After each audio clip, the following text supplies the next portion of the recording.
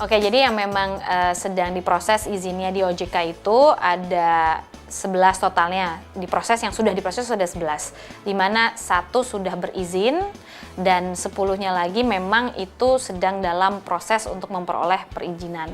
Dan ini dapat diakses informasinya di www.ojk.go.id atau dapat menelpon kontak 157.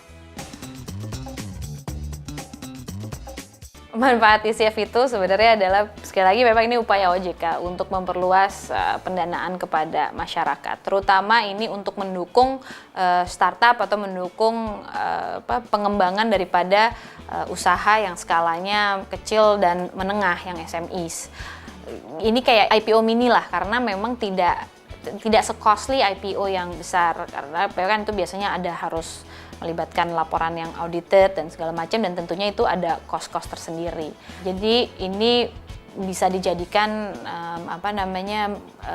medium untuk para pengusaha ataupun entrepreneur yang baru memulai usahanya untuk menggalang dana untuk mengembangkan usaha mereka.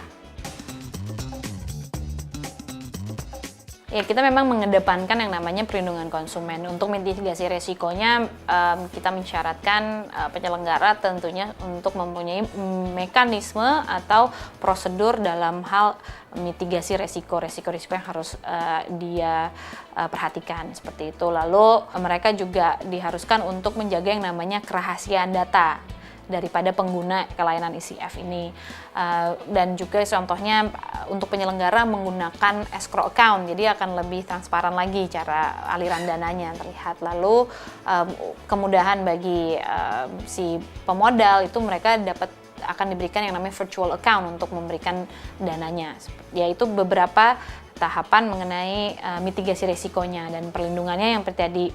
Contohnya untuk pemodal itu ada yang namanya batas maksimal investasi yang hanya dapat mereka lakukan berdasarkan dari total penghasilannya. Kalau dibandingkan dengan peer-to-peer lending, sebenarnya dari sisi kalau pemodal itu sama-sama sifatnya ini adalah investasi.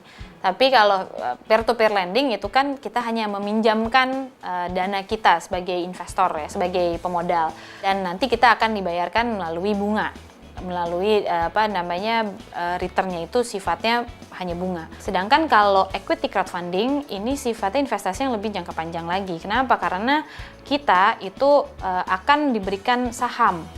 Kita akan memiliki kepemilikan kepada sebuah perusahaan atau sebuah proyek ini gitu. Dan nanti cara pengembaliannya itu jika memang nanti ada keuntungan, itu kita akan diberikan yang namanya dividen. Dan dividen itu akan tergantung dari nanti performa ataupun kinerja si yang penggalang dana atau si penerbitnya ini. Oleh karenanya memang dari si penyelenggaranya sendiri, mereka juga harus punya yang namanya tim ataupun punya unit yang dapat menilai kinerja daripada calon-calon penerbit ini. Gitu. Jadi itu merupakan salah satu cara supaya mereka dapat memaparkan secara transparan resiko ataupun menilai kelayakan daripada si penerbit tersebut. Oke, untuk ICF itu sendiri sebenarnya kan itu sudah jelas ya, itu bukan penawaran umum dan juga bukan dari perusahaan yang publik yang tertera seperti di Undang-Undang Pasar Modal. Sedangkan kalau papan akselerasi itu bagian dari ada papan utama, papan pengembang, dan papan akselerasi yang dikelola oleh Bursa Efek Indonesia. Nah, ini sepertinya memang beda targetnya sih, karena kalau yang untuk equity crowdfunding ini memang untuk yang lebih skala kecil, bahkan startup yang tadinya mereka memang sebenarnya belum mempunyai laporan keuangan kayak gitu. Nah, kalau yang untuk ICF itu kan total kekayaannya maksimal tuh 10 miliar, belum termasuk tanah dan bangunan. Sedangkan kalau yang untuk papan akselerasi, total kekayaannya itu tuh maksimal 50 miliar di laporan keuangannya. Jadi ini memang beda size antara papan akselerasi dengan equity crowdfunding, karena, dan sekali lagi memang ini satu penawaran umum, yang ini sifatnya bukan penawaran umum.